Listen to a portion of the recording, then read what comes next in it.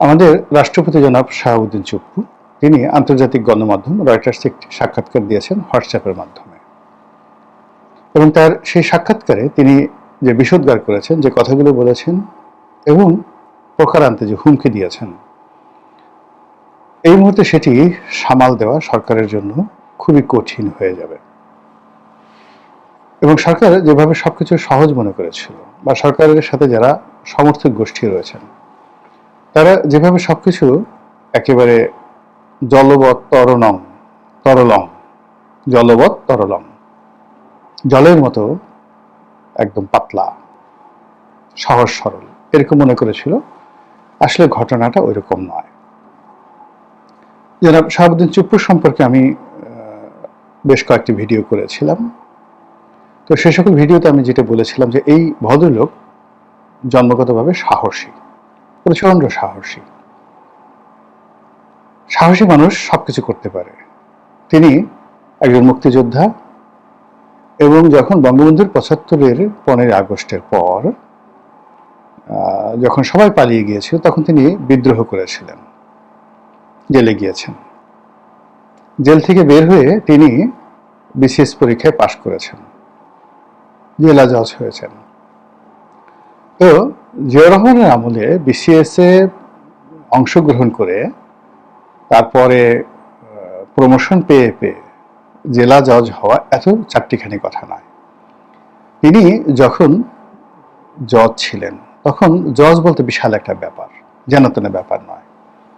তো সেক্ষেত্রে ডক্টর মোহাম্মদ ইউনূস চট্টগ্রাম বিশ্ববিদ্যালয়ের টিচার বা অন্যান্য যারা আছেন, তো এডুকেশনের দিক দিয়ে আপনি জনাব শাহাবুদ্দিন চুপ্পুকে কোনো অবস্থাতেই নিচে ফেলতে পারবেন না। আর যদি রাষ্ট্রীয় মর্যাদা বলেন, এখন তো ডিস্ট্রিক্ট জাজের মর্যাদা সচিব পর্যায়ের, তো এটা তিনি অনেক আগে হয়ে আসছেন। তিনি দুর্নীতি দমন কমিশনের যখন কমিশনার ছিলেন, বাংলাদেশের যত রথী মহারথী রয়েছে, কেউ তার পা ধরেছেন, কেউ তার হাত ধরেছেন, কেউ তার বন্ধু হওয়ার চেষ্টা করেছেন। ফলে পুরো আওয়ামী লীগ জমানাতে দুদকের সবচেয়ে পাওয়ারফুল কমিশনার তদন্ত, এই পদটিতে থেকে এই বাংলাদেশে কার কতটুকু ওজন আছে, কার কতটুকু সাহস আছে, কার কতটুকু সম্পত্তি আছে, কে কতটুকু বড় কথা বলতে পারে, এটা জনাব শাহাবুদ্দিন চুপ্পুর মুখস্থ। ওটা এরকম একটা পোস্ট। তৃতীয়ত, তিনি সেখান থেকে এস আলমের যে ইসলামী ব্যাংক, সেই ইসলামী ব্যাংকের পরিচালক হিসেবে তিনি দায়িত্ব পালন করেছেন। ইসলামী ব্যাংক বাংলাদেশের সবচেয়ে বড় ব্যাংক। তো দুর্নীতি দমন কমিশন থেকে গিয়ে ইসলামী ব্যাংকে গিয়ে আবার পরিচালক হয়েছেন। ফলে পুরো আর্থিক সেক্টর, স্পেশালি ডক্টর মোহাম্মদ ইউনূসের কতটুকু ক্ষমতা আছে, কি করতে পারেন, কয়টা টাকা আছে, এটা তিনি এখন একেবারে ওজন করে নিখুঁতভাবে, সোনা যেভাবে ওজন করে সেভাবে ওজন করে বলতে পারেন। তারপর তিনি রাষ্ট্রপতি হয়েছেন। রাষ্ট্রপতির চেয়ারটা এরকম, তার প্রোটোকলের জন্য একজন মিলিটারি সচিব আছেন, মেজর জেনারেল পদমর্যাদার অথবা লেফটেন্যান্ট জেনারেল পদমর্যাদার। তার একজন ব্যক্তিগত সচিব আছেন, তিনি সচিব পদমর্যাদার। তার কাছে যারা যায় বাই প্রোটোকলে প্রধান বিচারপতি যান। বিচারপতিদের অপসারণ ক্ষমতা তার হাতে। দুর্নীতি দমন কমিশনের বার্ষিক প্রতিবেদন তার কাছে জমা দিতে হয়, প্রধানমন্ত্রীকে তার সাথে গিয়ে দেখা করতে হয়। এবং আওয়ামী লীগ জামানাতে এই জিনিসগুলো তিনি ভোগ করেছেন। ফলে এই রাষ্ট্রের বড় বড় চেয়ারে বসে, তিনি প্রধানমন্ত্রী নন কিন্তু প্রধানমন্ত্রী তো তার সামনে গিয়ে বসেছেন, তাকে গার্ড অব অনার দিতে বাধ্য হয়েছেন। আগে তিনি গিয়েছেন, প্রধানমন্ত্রীর পিছনে গিয়েছেন। তো শেখ হাসিনার মতো মানুষ যদি শাহাবুদ্দিন চুপ্পুর সামনে গিয়ে মহামান্য রাষ্ট্রপতি বলতে পারে, সেখানে এখন মানে এই অন্তর্বর্তীকালীন সরকারের প্রধান, আমি আর বললাম না, আপনারা বুঝে নেন বাকিটা। তো সেই অর্থে শাহাবুদ্দিন চুপ্পুর এই কাহিনী বলার অর্থ যে তাকে আপনি যত ইজি মনে করেছেন, যত চুপচাপ মনে করেছেন, আসলে তিনি তত চুপচাপের মানুষ নন। তার নির্বাচন এলাকায় গিয়ে খোঁজ নিয়ে দেখেন, অত্যন্ত জনপ্রিয়। একেবারে ছাত্র বয়স থেকেই মানে মাটি এবং মানুষের রাজনীতি তিনি করে আসছেন। রাস্তায় বসেন এবং মানুষের সাথে বন্ধুত্ব করেন এবং রাষ্ট্রপতি হওয়ার পরেও তার সেই বন্ধুত্ব তিনি বজায় রেখেছেন। Public oriented, he is a grateful man. তার ব্যক্তিগতভাবে তাকে যত খারাপ বলেন, দুর্নীতিবাজ বলেন, যা কিছু বলেন না কেন, কিন্তু তিনি যে একজন কৃতজ্ঞ মানুষ। কৃতজ্ঞ মানুষ মিন্স তার জন্য যারা যারা করেছে সবার কথা তিনি স্মরণ রাখেন এবং সেই সম্পর্ক তিনি বজায় রাখেন। তো সেই মানুষটিকে আপনি ওজন করতে পারেননি। আপনি যদি প্রথম দিন তাকে বের করে দিতেন, ইট ওয়াজ এ গুড ডিসিশন। কিন্তু তারা সেখানে রেখে অপমান করেছেন, কষ্ট দিয়েছেন, তাকে বারবার ভয় দেখানোর চেষ্টা করেছেন, কিন্তু ভয় পাওয়ার মানুষ না। তিনি ভয় না পেয়ে অপমানিত হয়েছেন। তাকে নির্বিষ করার চেষ্টা করেছে, তার মিডিয়া কেড়ে নেওয়া হয়েছে। কিন্তু তার মিডিয়া কেড়ে নেওয়ার পরেও তিনি কি করে রয়টার্সে সাক্ষাৎকার দিলেন? আর এই যে ৬-৭ মাস যাবৎ সে চুপচাপ থেকে রয়টার্সে একটা সাক্ষাৎকার দিয়ে এখন সারা দুনিয়া তোলপাড় করে ফেলছেন। রয়টার্সের সাক্ষাৎকার বাংলাদেশের সব পত্রিকায় ছাপাতে বাধ্য, তারা ছাপিয়েছে, না সে চাকরি থাকবে না। আর সঙ্গে সঙ্গে আন্তর্জাতিক মিডিয়া, বিবিসি, সিএনএন থেকে শুরু করে বাংলাদেশ সংক্রান্ত যত কিছু আছে সব জায়গায় এই রিপোর্ট চলে গেল। ফলে ডক্টর মোহাম্মদ ইউনূসের সরকার তার প্রেস উইংসকে সরিয়ে এনে গত সেই ৭ মাসে তার যতটুকু ক্ষতি করেছেন তার ৭,০০০ গুণ ক্ষতি করে দিলেন ডক্টর মোহাম্মদ ইউনূসকে জাস্ট একটা রয়টারের সাক্ষাৎকার দিয়ে। তো he is not a simple man. এখন এই সময়টিতে এসে তিনি এই রয়টার্সের সাক্ষাৎকার দিয়ে তিনি বললেন যে আমি অপমান বোধ করেছি, আমি চলে যেতে চাই, আমার দায়িত্ব এবং কর্তব্য আছে, এই জন্য ইলেকশনটি পর্যন্ত আমি অপেক্ষা করব, এরপর আমি চলে যাব, এটা আমার ভালো লাগছে না। এরপর তিনি যে জিনিসগুলো বলেছেন সেটা হলো সরাসরি ডক্টর মোহাম্মদ ইউনূসকে আক্রমণ করেছেন, নজিরবিহীন। বলেছেন যে তার ব্যবহারে বা এই সরকারের ব্যবহারে তিনি ভীষণ রকম অসন্তুষ্ট, তার যে প্রাপ্য সম্মান মর্যাদা তিনি পাননি, তার অধিকার হরণ করা হয়েছে এবং তিনি তার দপ্তর থেকে চিঠি দিয়েছেন, সেই চিঠির উত্তর এই সরকার দেয়নি। আর তার কাছে যে সকল চিঠিপত্র এসেছে সেই চিঠিও তার কাছে হস্তান্তর করা হয়নি।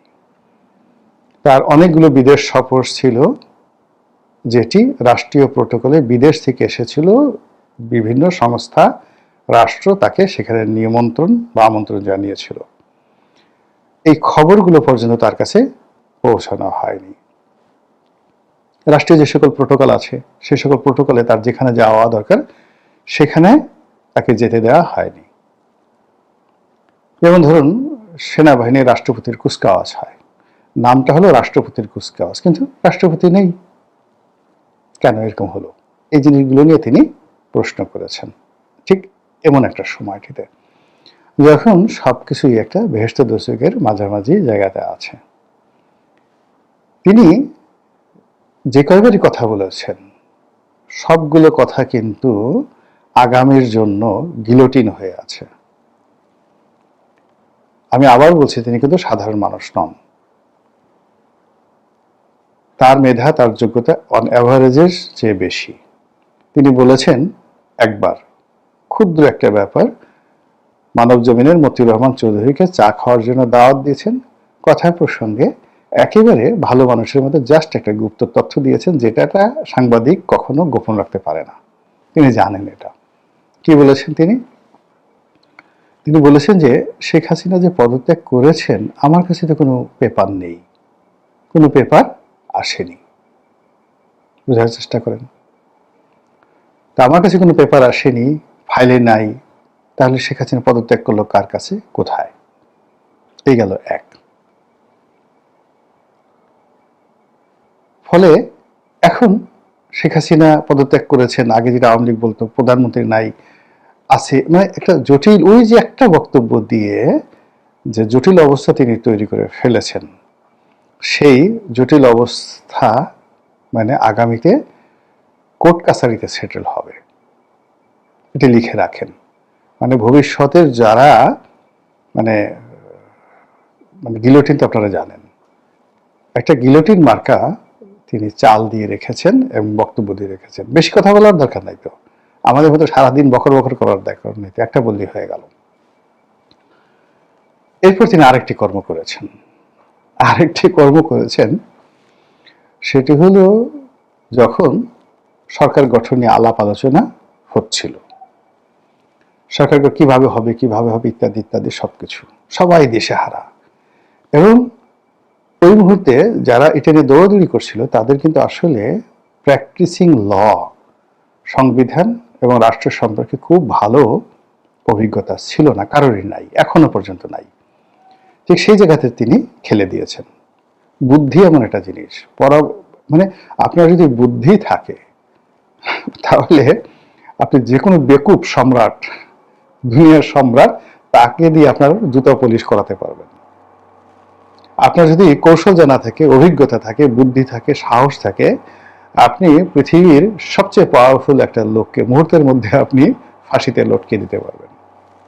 তো ওই সময় যখন দিশেহারা জাতি, তখন হি ইজ দ্য ম্যান। সবাইকে বুদ্ধি দিল যে আপনারা সুপ্রিম কোর্টে রেফারেন্স চান 106 অনুচ্ছেদ অনুযায়ী।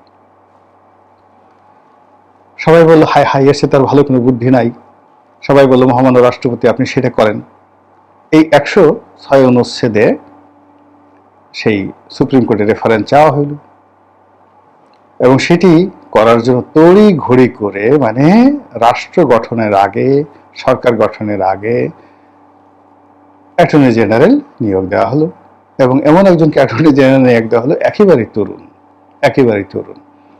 এই অ্যাটর্নি জেনারেলের অফিস, তারপরে মানে তিনি নির্বাচন করবেন, ভালো লয়ার, আমার খুব মানে কাছের মানুষ, কিন্তু এই রাষ্ট্রীয় যে কূটচালগুলো রয়েছে, বিচারিক যে কূটচালগুলো রয়েছে, ওটা এখন তিনি যেভাবে বুঝেন ওই সময়টাতে তিনি বুঝে উঠতে পারেননি।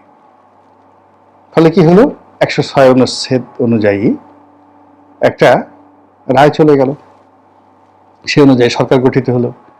এখন লোকজন প্রশ্ন করছে, ভালো কথা, 106 অনুচ্ছেদ অনুযায়ী যে রায়টা হলো, সেই রায়ের রেকর্ড সুপ্রিম কোর্টে থাকবে। সুপ্রিম কোর্ট তো বেসিক্যালি কোর্ট অফ রেকর্ড, তো সেখানে তো সবকিছু সংরক্ষিত থাকবে। কোথায় রেকর্ড?